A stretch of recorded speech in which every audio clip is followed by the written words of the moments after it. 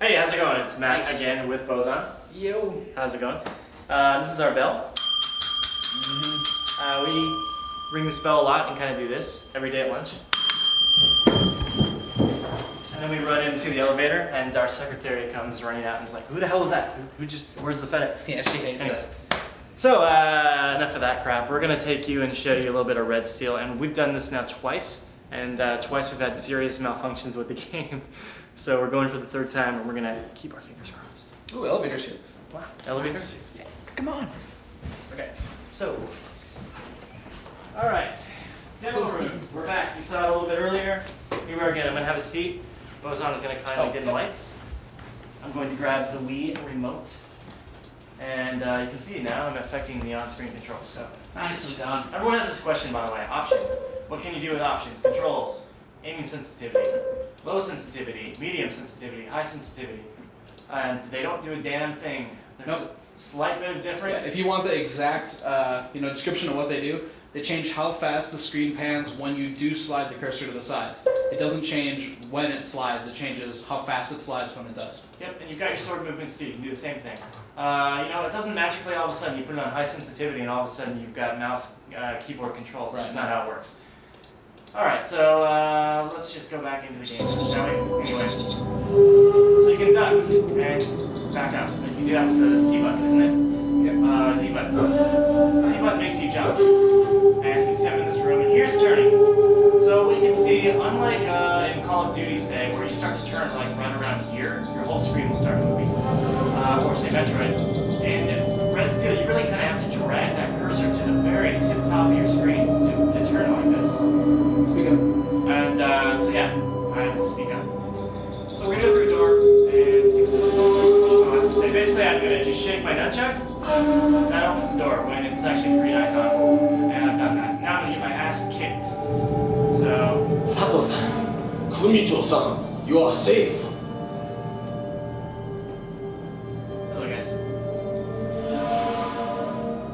The gods have heard my prayers, my lord, and brought you back to us. A sword and a gun brought me back, Luigi.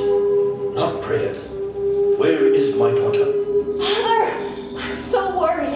Headshot, God, headshot. you're hurt. Try it. Don't worry, Mew. I'll be fine.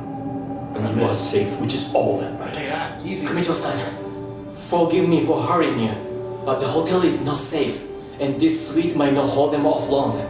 A car is waiting for you and your daughter in the parking lot. Come. Dad, I won't leave without my fiance. But of course. Let him pass. This man saved my life. Yeah, I sure did. Through here! Quickly! To the parking lot! Not good. Or we'll all die.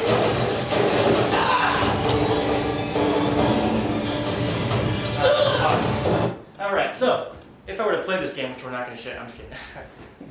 So anyway, we're going to jump back in, and bear in mind, again, not much time with this game yet, so we're winging it. You'll regret that. I will regret that. You got an Uzi too, by the way. I do. Yeah, left on the D-pad. Nice.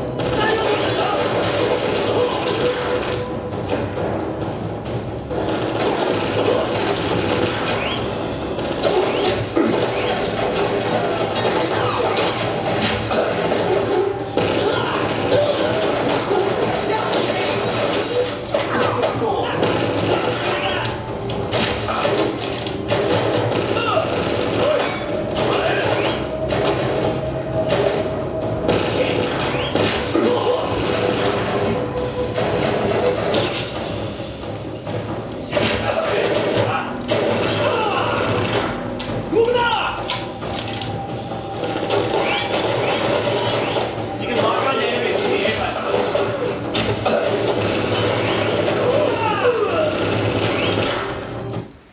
So yeah, that's sort of a quick look. You can, what's interesting about the game is because the sort of turning is really weird, and kind of, not weird, but slow, right? It's not ideal for really quick turns. So what you can do, you just hit the A button and you'll lock onto enemies at any point. It's kind of like, standard Z targeting almost. Yes, You it's just- very much like Z-Target. You remain locked onto the enemy, you can strafe around them, and that really helps with aiming actually. And so basically you're going to go in these rooms, you're going to see enemies, you're going to quickly lock onto them, and then it's going to be a gunfight after that. And the controls feel okay, especially, you know, now that we're sitting down and we've got some time when we're not actually like watching them on a tiny screen. I don't know about you, but I'm feeling the controls are improved. Yeah. Also, just something that's kind of interesting that I know people are always saying, how do you pick up the mouse, so to speak, like in these controls? We always kind of fail to realize it, but now that we're kind of sitting here playing it and we're kind of describing to you on the fly, it's very different from that. The Wii actually calibrates where your hand is. If you were to move it, the cursor will actually go off screen. Then when you move it back, your hand will go back to its original starting place. So there isn't really like this, I'm turning too far and now I need to like pick my hand up. It's just you'd go off screen, so you need to come back to where you were. So you kind of do your own recentering. There isn't really a need to pick up, you know, your hand. And that happens in any game. So there seems like there's kind of this invisible box that you're working in, and if you go outside of it, just the Wii stops recognizing it. So you have your parameters, you work in it, there is no need to really pick up the mouse. So it works. Yeah, very true. So check this out. I'm actually going to reload, and let me know if you can hear this on camera. Let's see if I can. So that's coming from the Wii remote. Let's see if I can do it. Burn off some rounds. Oh yeah, you're right. So I've just shot off a couple rounds, and I'm going to reload. Kind of neat. Gives you an idea of sort of what they're kind of going for with the internal speaker. You know, it's not going to change your gameplay experience, but it's kind of a neat little feature. So that's a bit of Red Steel. We're not going to show you too much more because we have to save something for you know, tomorrow and beyond. But yeah, we're going to be playing it. Rest assured, we're going to try to get this thing reviewed as quickly as we can. And yeah, controls still not 100%. Feeling a little bit better. Obviously, visuals and style, and I think overall the kind of atmosphere is what Red Steel really has going for it. And that's not to downplay controls, because you know, 2 months ago I would have said the game is broken. Now I feel it's just not there. I don't know about you. Yeah, it's just there's a little bit of tweaking that has to happen. It's a launch, you know, it's a launch game. We're gonna see things that work and things that don't work. I like the fact that there's multiplayer in the game. I wish Call of Duty had multiplayer, and some of the ideas are really cool. But you know, it's gonna be give and take on a lot of these launch titles. Yeah, it's interesting because it seems like Ubisoft has been really sort of stubborn about kind of the way it wants to handle the controls in Red Steel. Despite the fact that, you know, we've been whining and lots of people have been whining about it, they continue to kind of do the dragging screen thing, whereas a lot of other people, including Activision and Retro, are doing the kind of quick bounding box. It's really, really tiny, and that lets you turn quickly. So I kind of wish Red Steel had that control. Yeah.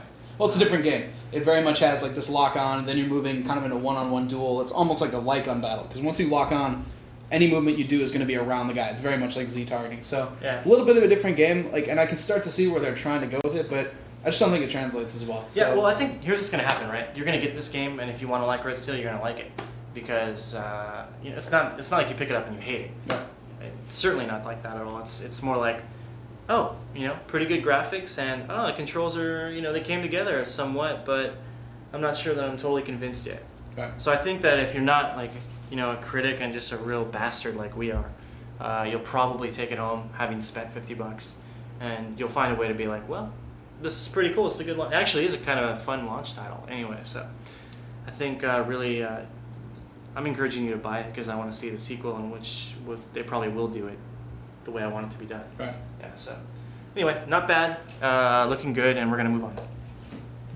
Thank you.